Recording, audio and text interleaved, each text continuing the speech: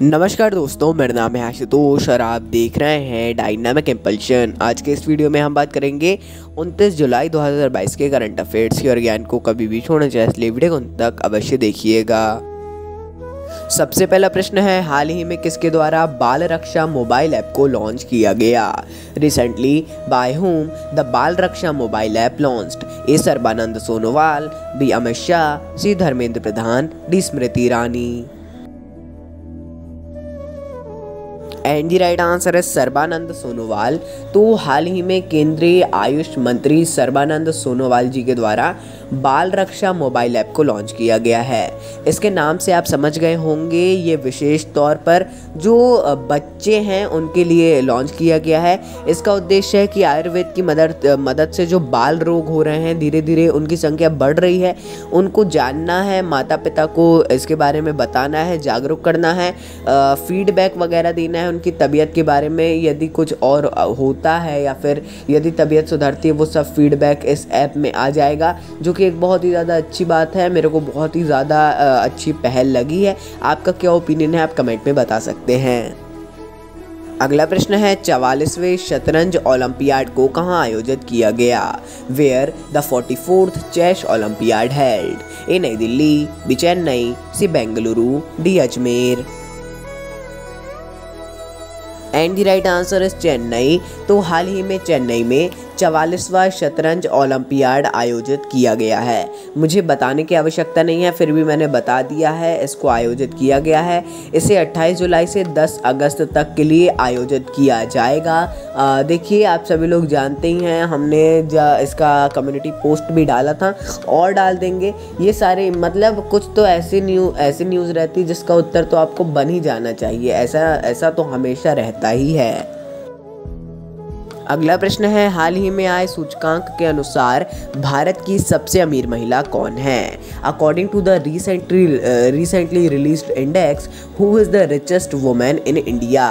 A Namita Thapar, B Nita Ambani, C Roshni Nadar, C Falguni Nayar. And the right answer is Roshni Nadar.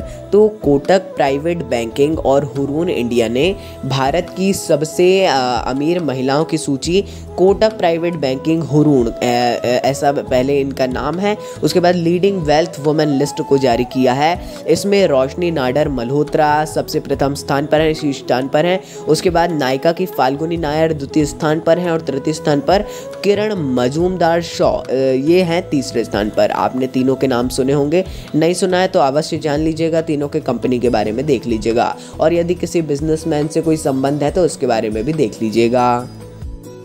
अगला प्रश्न है, IDEX DIO के कितने अनुबंध पूरे किए? How many contracts of IDEX DIO were completed recently? A 50, B 500, C 20, D 100। And the right answer है 100। तो हाल ही में IDEX DIO ने रक्षा नवाचार के लिए 100वें अनुबंध पर हस्ताक्षर किए हैं। ये जो IDEX DIO है, ये IDEX तो अलग है। IDEX एक बहुत बड़ी पहल है, प्रधानमंत्री जी ने इसका शुभारंभ किया था रक्षा नवाचार के क्षेत्र में उत्कृष्टता लाने के लिए, और विश्व में इसके लिए एक कह सकते हैं आप हब बनने के लिए इसको किया गया था, जिसका भी 100वां अनुबंध यानी कि 100वां समझौता पूरा हुआ है। अलग अलग कंपनियों के साथ इन्होंने किया था, जो कि 100 कंपनियों के साथ लगभग आप कह सकते हैं कि पूरा हुआ है। अगला प्रश्न है, हाल ही में भारतीय सेना को किसने QRFV दिया? Who recently gave QRFV to the Indian Army? ए अडानी समूह, बी टाटा समूह, C Reliance Industries, D Wipro Limited. And the right answer is Tata समूह। तो हाल ही में टाटा समूह के द्वारा भारतीय सेना को QRFV दिया गया है। क्या है ये? दिया गया है नहीं, आप कह सकते हैं एक तरीके से कि हाँ, आप बेचा गया है, या फिर सही नहीं लगेगा, कुछ सही शब्द आपको यदि लगे तो आप उसको लिखिएगा। QRFV है क्विक रिएक्शन फाइटिंग व्हीकल।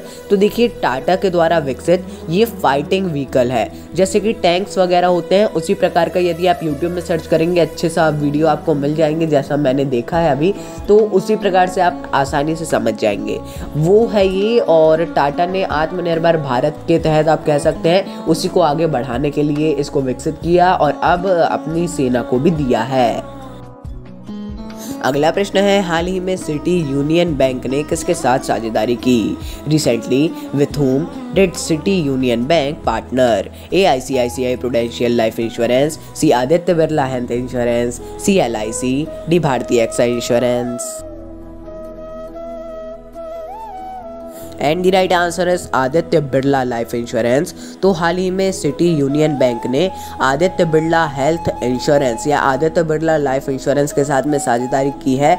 अब ये भारत में इनकी बैंक की शाखाओं में, जो सिटी यूनियन बैंक है, इनकी शाखाओं के नेटवर्क के माध्यम से अपने बीमा उत्पादों को बेचेगा, जो कि हर एक इंश्योरेंस कंपनी करती है। यदि किसी बैंक के साथ में समझौता करती है तो एक पार्टनरशिप हो जाती है, उसके बाद यही करते हैं हर कोई, इसीलिए ये उतना ज़्यादा इंपॉर्टेंट क्वेश्चन मैं नहीं कहूँगा। अगला प्रश्न है, दावा ना की गई जमा राशि के लिए किसने जागरूकता अभियान को शुरू किया? Who launched the awareness campaign for unclaimed deposits?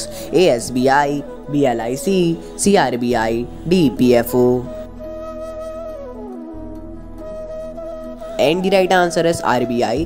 तो हाल ही में RBI यानी कि रिजर्व बैंक ऑफ इंडिया, भारतीय रिजर्व बैंक के द्वारा दावा ना की गई जमा राशि पर जागरूकता अभियान की शुरुआत की गई है। इसे बचत या चालू खाते जिन्हें 10 वर्षों से संचालित नहीं किया है और उनके बैंकों में पैसा है, तो उनके लिए जो जमा राशि है उसके लिए किया गया है इस पूरे को, कि आप लोग जाइए पता करिए हो कुछ। तो ऐसे ही सेम यदि हम एक एग्जांपल के तौर पर, इम्पॉर्टेंट उतना इसके लिए नहीं है, लेकिन EPFO है। EPFO में लोगों का पैसा कट के डल जाता है 3, 4, 5, 6 महीनों का या ज़्यादा, बहुत ज़्यादा भी डला रहता है, लेकिन निकालते नहीं है। उसके लिए भी होना चाहिए कुछ ना कुछ। एक मैंने ऐसे ही आपको बता दिया, जनरल बात है, और भी ऐसी बहुत सी चीज़ें होती हैं। अगला प्रश्न है, भारत किस वर्ष में ICC महिला विश्व कप की मेजबानी करेगा? In which year will India host the ICC women's World Cup? A 2026, B 2025, C 2024, D 2023। And the right answer is 2025। तो ICC ने घोषणा की है कि भारत 2025 का महिला विश्व कप आयोजित करेगा। एक दशक के बाद पहली बार होगा कि किसी टूर्नामेंट की मेज़बानी करने वाला है भारत। हाँ, वाकई में एक दशक कॉमनवेल्थ गेम्स 2010 में किए थे, उसमें भी बहुत हुआ था, उसके बारे में बात नहीं करेंगे, लेकिन अब करीब एक दशक के बाद कुछ ऐसे बड़ी तरीके का टूर्नामेंट करने जा रहा है भारत। तो दोस्तों, ये था अंतिम प्रश्न। मिलते हैं अगले वीडियो में। नमस्कार। डायनामिक